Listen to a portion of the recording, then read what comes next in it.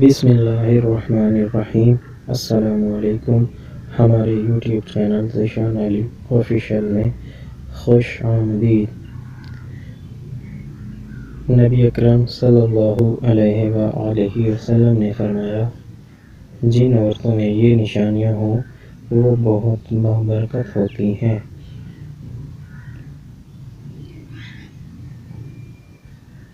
عورت کے بابرکت ہونے کی علامات میں سے یہ ہے: نمبر 1، اس کی طرف رشتہ بھیجنے اور رشتہ منظور ہونے میں آسانی ہو۔ نمبر 2، اس کا مہر آسان ہو یعنی بہت پیچیدہ نہ ہو۔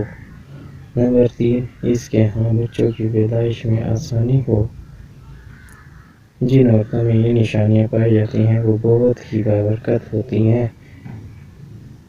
حضرت عائشہ رضی اللہ تعالیٰ عنہما نے ایک دن رسول اللہ صلی اللہ علیہ وسلم سے پوچھا، ان کی زندگی کا مشکل ترین دن کون سا تھا؟ حضرت صلی اللہ علیہ وسلم نے فرمایا، والدہ نے 7 دن دودھ پلایا، 8ویں دن دشمن اسلام ابو لہب کنیز صوبیہ کو یہ اعزاز حاصل ہوا۔ صوبیہ نے دودھ بھی پلایا اور دیکھ بھال بھی کی۔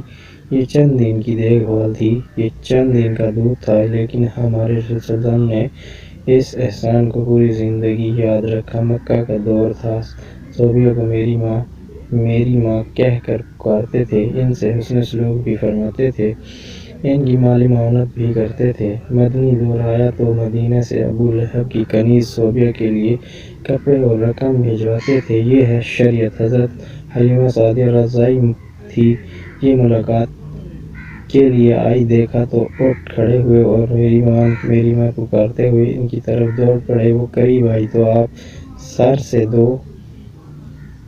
سے وہ چادر اتار کر زمین پر بچھا دی جسے ہم کائنات کی ایک متاع سمجھتے ہیں۔ رضائی ماں کو اس پر بڑا غور سے بات سنی اور ان کی تمام حاجتیں پوری فرما دی۔ یہ بھی ذہن میں رہے، حضرت حلیمہ سعدیہ نے یہ اسلام قبول نہیں کیا تھا، وہ اپنے پرانے مذہب میں قائم رہی تھی۔ فتح مکہ کے وقت حضرت حلیمہ کی بہن خدمت میں حاضر ہوئی، ماں کے بارے میں پوچھا گیا، وہ انتقال فرما چکی تھی۔ رسول اللہ صلی اللہ علیہ وسلم کی آنکھوں میں آنسو آ گئے، روتی جاتے تھے اور حضرت حلیمہ کو یاد کرتے تھے۔ رضائی خالہ کو لباس، سواری اور 100 درہم عنایت کیے۔ رضائی بہن شیمہ غزوہ حنین کے قیادیوں میں شریک تھی، پتہ چلا تو انہیں بلایا، اپنی چادر بچھا کر اٹھایا اور اپنے ہاں قیام کی دعوت دی۔ حضرت سلیمان نے اپنے قبیلے میں واپس جانے کے خوش ظاہر کیا، رضائی بہن کو غلام، لونڈی اور بکریاں دے کر رخصت کر دیا۔ یہ بعد ازاں اسلام لے آئی شریعت۔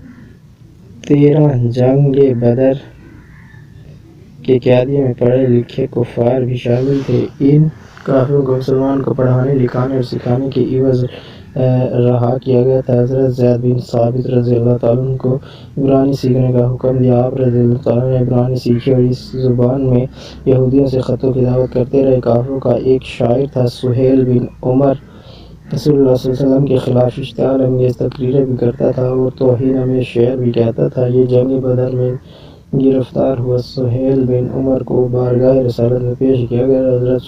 حضرت عمر رضی اللہ تعالیٰ عنہ نے تجویز دی، میں اس کے 2 نچلے دانت نکال دیتا ہوں، یہ اس کے بعد شعر نہیں پڑھ سکے گا۔ تڑپ کر فرمایا، میں اگر اس کے اعضاء بگاڑوں گا تو اللہ میرے اعضاء بگاڑ دے گا۔ سہیل بن عمر نے نرمی کا دریا بہتے دیکھا تو عرض کیا، مجھے فدیے کے بغیر رہا کر دیا جائے۔ اس سے پوچھا گیا، کیوں؟ سہیل بن عمر نے جواب دیا، میری 5 بیٹیاں ہیں، میرے علاوہ ان کا کوئی سہارا نہیں۔ رسول صلی اللہ علیہ وسلم نے سہیل بن عمر کو اسی وقت رہا کر دیا۔ سہیل بن عمر شاعر بھی تھا اور گستاخ رسول نہیں تھا، لیکن رحمت للعالمین کی غیرت نے گوارا نہ کیا، یہ 5 بچوں کے کفیل کو قید میں رکھیں یا پھر اس کے 2 دانت توڑیں۔ یہ ہے شریعت۔ غزوہ خندق کا واقعہ ملاحظ کیجیے۔ عمر بن عبدو مشرک بھی تھا، ظالم بھی، اور کفار کی طرف سے مدینہ پر حملہ آور بھی۔ جنگ کے دوران عمر بن عبدو گیا اور اس کی لاش تڑپ کر خندق میں گر گئی۔ کفار اس کی لاش نکالنا چاہتے تھے لیکن انہیں خطرہ تھا، مسلمان ان پر تیر برسا دیں گے۔ کفار نے اپنا سفیر بھجوایا، سفیر نے لاش نکالنے کے عوض 10,000 دینار دینے کی پیشکش کی۔ رحمت للعالمین صلی اللہ علیہ وسلم نے فرمایا، میں مردہ فروش نہیں ہوں، ہم لاشوں کا سودا نہیں کرتے، یہ ہمارے لیے جائز نہیں۔ کفار کو عمرو بن عبدود کی لاش اٹھانے کی اجازت دے دی۔ خیبر کا قلعہ فتح ہوا تو یہودیوں کے عبادت گاہوں میں تورات کے نسخے پڑے تھے۔ تورات کے سارے نسخے اکٹھے کروائے اور نہایت ادب کے ساتھ یہ نسخے یہودیوں کو پہنچا دیے اور خیبر سے واپسی پر فجر کی نماز کے لیے جگانے کی ذمہ داری حضرت بلال رضی اللہ عنہ کو سونپی گئی۔ حضرت بلال کی آنکھ لگ گئی، سورج نکل آیا تو قافلے کی آنکھ کھلی۔ رسول اللہ صلی اللہ علیہ وسلم نے حضرت بلال رضی اللہ عنہ سے فرمایا، آپ نے یہ کیا کیا؟ حضرت بلال رضی اللہ عنہ نے عرض کیا، یا رسول اللہ صلی اللہ علیہ وسلم، جس ذات نے آپ صلی اللہ علیہ وسلم کو سلایا اس نے مجھے بھی سلا دیا۔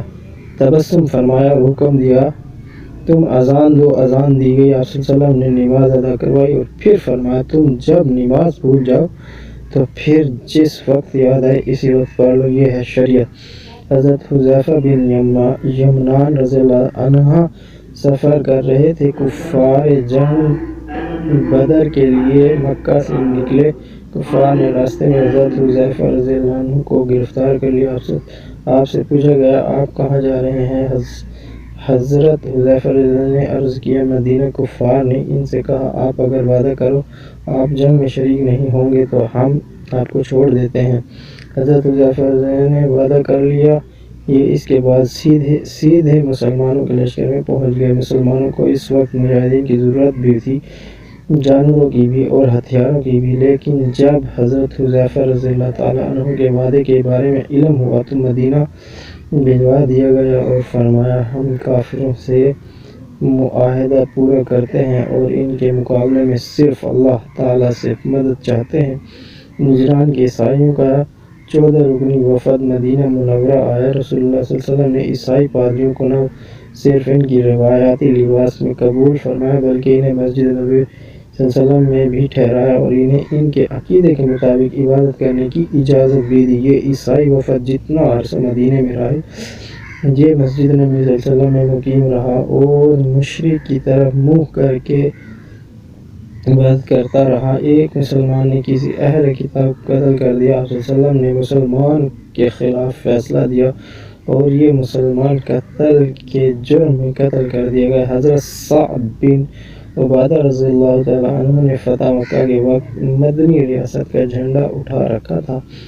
یہ مکہ میں داخل ہوتے وقت جذباتی ہو گئے اور انہوں نے حضرت ابو سفیان رضی اللہ تعالیٰ عنہ سے فرمایا، آج لڑائی کا دن ہے، آج کفار سے جی بھر کر انتقام لیا جائے گا۔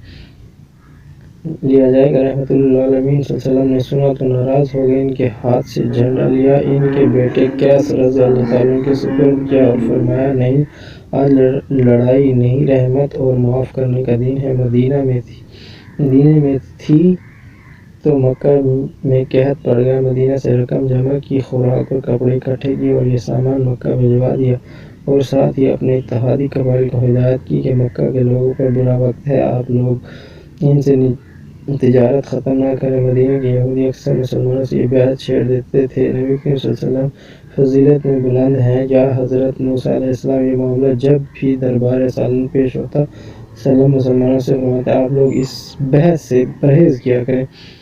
سماسہ بن آثار نے رسول اللہ صلی اللہ علیہ وسلم کو قتل کرنے کا اعلان کر رکھا تھا، یہ گرفتار ہو گیا، اسلام قبول کرنے کی دعوت دی، اس نے انکار کر دیا، دن قید میں رہا، اسے 3 دن دعوت دی جاتی رہی، یہ مذہب بدلنے پر تیار نہ ہوا تو اسے چھوڑ دیا گیا، اس نے راستے میں غسل کیا، نیا لباس پہنا، واپس آیا، دست مبارک پر بیعت کر لی۔ ابو العاص بن ربیع رحمت للعالمین صلی اللہ علیہ وسلم کے داماد تھے۔ رسول اللہ صلی اللہ علیہ وسلم کی صاحبزادی حضرت زینب کے عقد میں تھی، یہ کافر تھے، یہ تجارتی قافلے کے ساتھ شام سے واپس جا رہے تھے، مسلمانوں نے قافلے کا مال چھین لیا، یہ فرار ہو کر مدینے آ گئے اور حضرت آمنہ کے گھر پناہ لے لی۔ صاحبزادی مشورے کے لیے بارگاہ رسالت میں پیش ہوگی۔ رسول اللہ صلی اللہ علیہ وسلم نے فرمایا، ابو العاص کی رہائش کا اچھا بندوبست کرو، وہ تمہارے قریب نہ آئے کیونکہ تم اس کے لیے حلال نہیں ہو۔ حضرت زینب تعالیٰ عنہ نے عرض کیا، ابو العاص اپنا مال واپس لینے آیا ہے۔ مال چھیننے والوں کو بلایا اور فرمایا گیا، یہ مال غنیمت ہے اور تم اس کے حقدار ہو، لیکن اگر تم مہربانی کر کے ابو العاص کا مال واپس کر دو تو اللہ تعالیٰ تمہیں اجر دے گا۔ صحابی رضی اللہ تعالیٰ عنہ نے مال فوراً واپس کر دیا۔ حضرت زینب علیہ السلام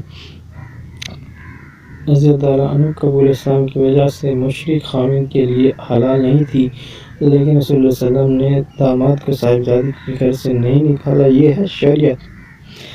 حضرت عائشہ رضی اللہ تعالیٰ عنہ ایک دن رسول اللہ صلی اللہ علیہ وسلم سے پوچھتی ہیں، زندگی کا مشکل ترین دن کون سا تھا؟ فرمایا، وہ دن جب میں طائف گیا اور